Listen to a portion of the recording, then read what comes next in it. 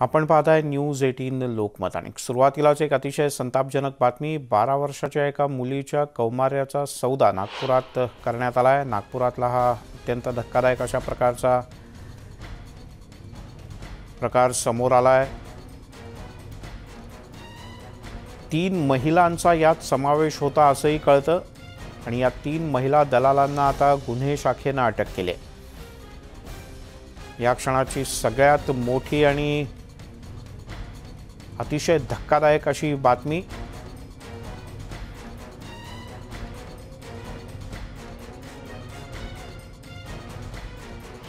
Police station Koradi हद्दीत 11 वर्षाची मुलगी तिच्याकडून अनैतिक देहव्यापार करून घेत आहे। त्या माहितीच्या आधारे ही माहिती आम्ही आमचे वरिष्ठ अधिकारी श्री फुलारे साहेब आणि राजमाने साहेब यांना दिली। यांच्या मार्गदर्शनात त्या ठिकाणी पंटर पाठवण्यात आला। पंटरकडून ही माहिती कन्फर्म झाली की तिथे अनैतिक देहव्यापार सुरू आहे आणि संबंधित 11 वर्षाच्या मुलीसोबत फर्स्ट टाइम इंटरकोर्स करण्यासाठी 40,000ची मागणी करण्यात आली होती। तसे 40,000 देऊन पंटरला तिथे पाठवण्यात आले। पंटर पाठवून संबंधित ठिकाणाहून ज्यावेळेस आम्हाला पंटरकडून सिग्नल मिळालं की हो हे सगळं डील ओके झालेलं आहे, लगेच आम्ही कारवाई केली। तिथे एक 11 वर्षीय मुलीला रेस्क्यू करण्यात आले। याच्यात संबंधित ठिकाणी एकूण 3 महिला आरोपी आम्हाला मिळाल्या। त्या महिला आरोपींना आम्ही ताब्यात घेतले।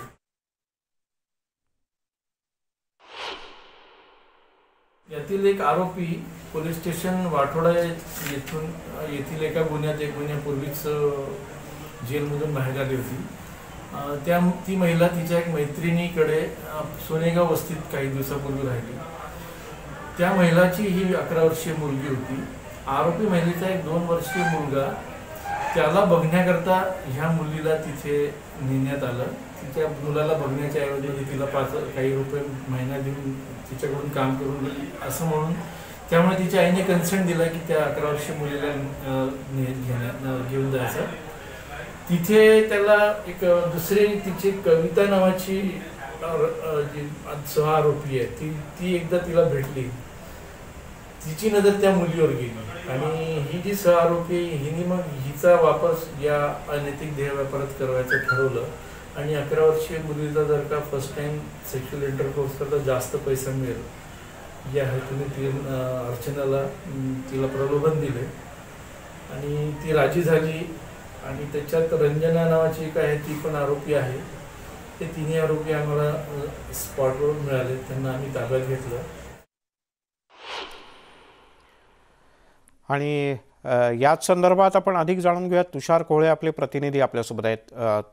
तुषार, हा प्रकार उघडकीस आला वेळीच आणि पोलिसांनी कठोर कारवाई केली। मिलिंद सर, निश्चित अत्यंत धक्कादायक असा संपूर्ण प्रकार आहे। म्हणजे हा प्रकार बाहेर आल्यानंतर माहीत पडतं की अशा प्रकारच्या घटना घडत असतात आणि यामध्ये ज्या 3 महिला आरोपी आहेत त्या 3 महिला आरोपीला पोलिसांनी वेळीच अटक केली, त्यामुळे त्या मुलीला त्यामधनं तावडीतून सोडता आलं।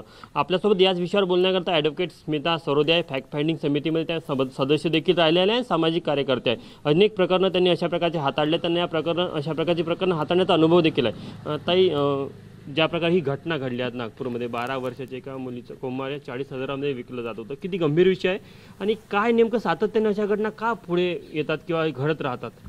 मला वाटतं यात जसं तुम्ही बघितलं की आमिष तिला दाखवण्यात आलं आहे आणि तिला कुठेतरी आपल्या आईबद्दलची ममता जागृत त्यांनी करायला भाग पाडलं की तुला पैसे कमवता येतील आणि त्यातनं आईची कॅन्सरची ट्रीटमेंट तुला करता येईल। तर त्या एका गोष्टीसाठी मग जेव्हा तिने म्हणजे तिला मुळात लैंगिक अत्याचार म्हणजे काय आणि वेश्या व्यवसाय काय हे पण माहिती नसेल त्या मुलीला, फक्त आईला मदत या भावनेतून तिने ते केलेलं आहे। पण ह्या ज्या महिला आहेत ज्या अशा बालकांना या व्यवसायात आणतात, मला वाटतं त्यांच्या विरुद्ध कठोर शिक्षा होणं गरजेचं आहे। आता आपण गंगा जमुना परिसरात बघतोय की त्या वेश्या व्यवसायी स्त्रियांना तिकडून हुसकवून लावायचं आणि वेश्या व्यवसाय तिकडे नकोच असं म्हणायचं, पण तिथे पण अशा महिला आहे. आम्ही अनेक वर्षांपासून गंगा जमुना वस्तीमध्ये वेश्या व्यवसाय स्त्रियांसोबत काम करतोय.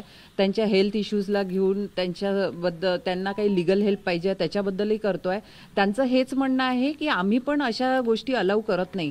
कुमारी ज्या म्हणजे मायनर ज्या मुली आहेत त्या व्यवसायात आलेल्या त्यांना पण विरोधच आहे.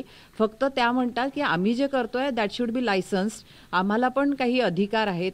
त्या रेशन कार्डवाल्या आहे, आधार कार्ड धारक आहे, त्यांच्याजवळ तिथल्या मालकी हक्क असल्याचे कागदपत्र आहेत. आता हे जे मायनरच्या बाबतीत होतात तर या घटनांमध्ये मला वाटतं की कुठेतरी आता जसे जागरूकता आपण बघितली, एका महिलेनी ही समोर आणलेली घटना आहे की ज्यांनी कोणी संदेश दिला पोलिसांना, गुन्हे शाखेला, आणि मग ही उघड झाली घटना.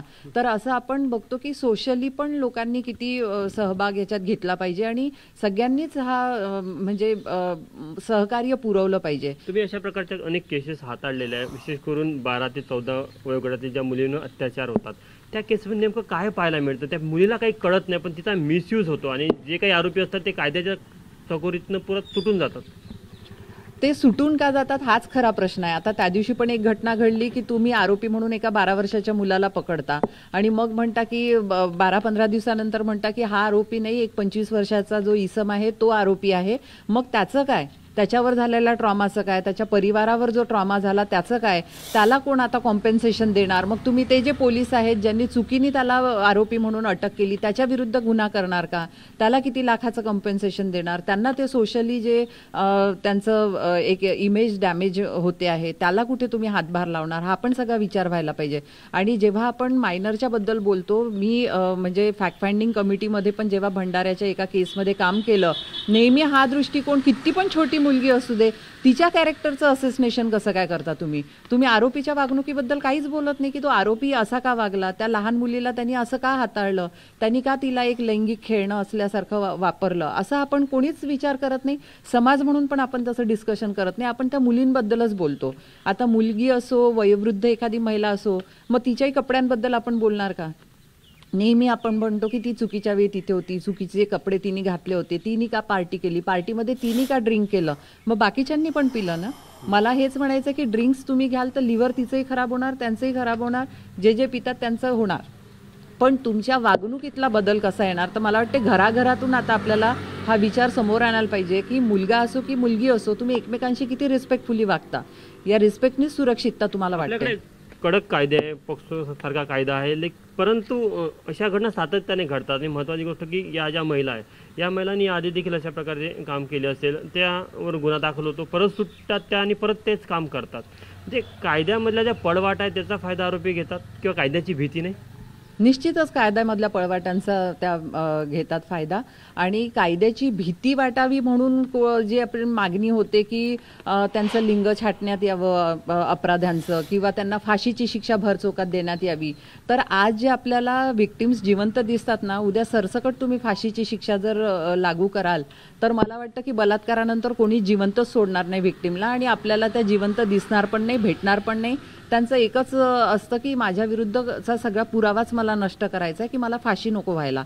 आता जे आपल्या कायद्यामध्ये प्रावधान आहे ते हे आहे की बलात्कार आणि त्याच्यासोबत जर हत्या असेल तर त्याच्यासाठी फाशीचं प्रावधान आहे, फक्त बलात्कारासाठी फाशीचं प्रावधान नाही.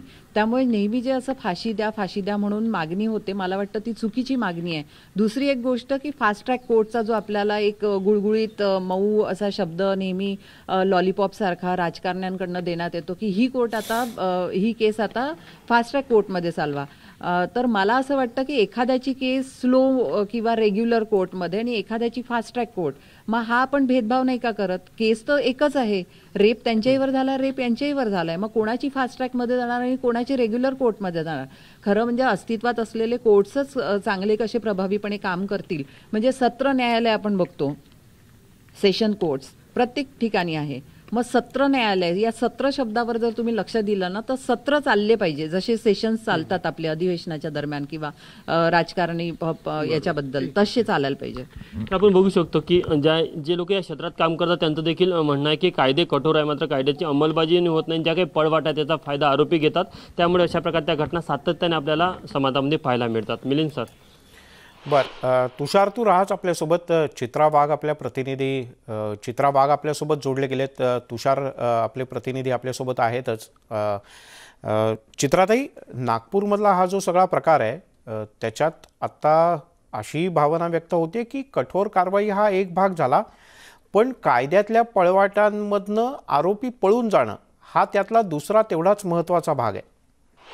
नाही, अगदी खरं आहे. माझ्या आधी कोणी बोलत होतं मला माहित नाही, पण त्यांनी ते मुद्दे मांडले ते अतिशय योग्य असे मुद्दे त्या ठिकाणी मांडले. आणि आपण बघतो की अशा घटना वाढायचं प्रमाण मोठ्या प्रमाणामध्ये वाढलेलं आहे. म्हणजे कालची बुलढाण्याची जर घटना बघितली तर त्या एका 13 वर्षाच्या मुलीला विकण्याचा प्रयत्न झाला. तर आता नागपूरची आपण घटना बघितली तर ही तर अतिशय भयानक अशी घटना आहे.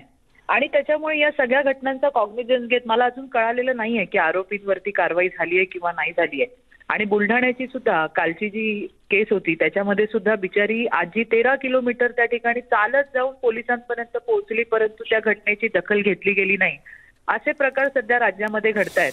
फास्ट ट्रॅक कोर्टाबद्दल जर म्हटलं तर अशा घटना फास्ट ट्रॅक वरती चालवण्याच्या मागण्या वारंवार केल्या जातात. पण मला सांगायचं आहे, फास्ट ट्रॅक कोर्टमध्ये आता 1,60,000 आणि 213 केसेस या पेंडिंग आहेत.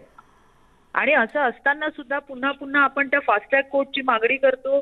प्रत्येक घटना झाल्यावर सरकारकडनं असं सांगितलं जातं की आम्ही केसेस ज्या आहेत त्या फास्ट ट्रॅक कोर्टवरती चालवतो. पण फास्ट ट्रॅक कोर्टची सध्याची परिस्थिती काय हे पाहणं सुद्धा तितकंच गरजेचं आहे. आणि त्यामुळे या केसेसचा निपटारा कसा होईल हे पाहणं गरजेचं आहे. आणि म्हणूनच वाढते अत्याचार बघता SC/ST अॅट्रॉसिटी ऍक्ट सारखे जे काही नियम आहेत ते वुमन अॅट्रॉसिटी आता आयडेंटिफाय करून त्याला त्या पद्धतीने स्पेशल कोर्ट्स, अँटिसिपेटरी बार करणं, या सगळ्या गोष्टींचं आता आपल्याला काम करावं लागणार आहे. याची मागणी आम्ही वारंवार सरकारकडे करतोय. त्याच्यामुळे फास्ट ट्रॅक कोर्टवरती फक्त एखादी केस त्या ठिकाणी सांगितली म्हणजे त्याच्यातून काही सुटका नाहीये. फास्ट ट्रॅक कोर्टवरतीची पण जी आताची परिस्थिती आहे, सद्य परिस्थिती, ती मिलिंद बघणं हे अतिशय गरजेचं आहे. ठीक आहे चित्राताई, धन्यवाद. तुम्ही न्यूज 18 लोकमतशी बोललात त्याबद्दल. चित्रा वाघ भाजपच्या नेत्या, त्यांचं असं म्हणणं होतं की फास्ट ट्रॅक करताना सुद्धा कारवाई अतिशय नेमकेपणानं झाली पाहिजे आणि आरोपी कुठल्याही प्रकारे सुटणं हे योग्य नाही. यासोबतच बुलेटिनमध्ये घेऊयात एक छोटासा ब्रेक. पाहत राहा न्यूज 18 लोकमत.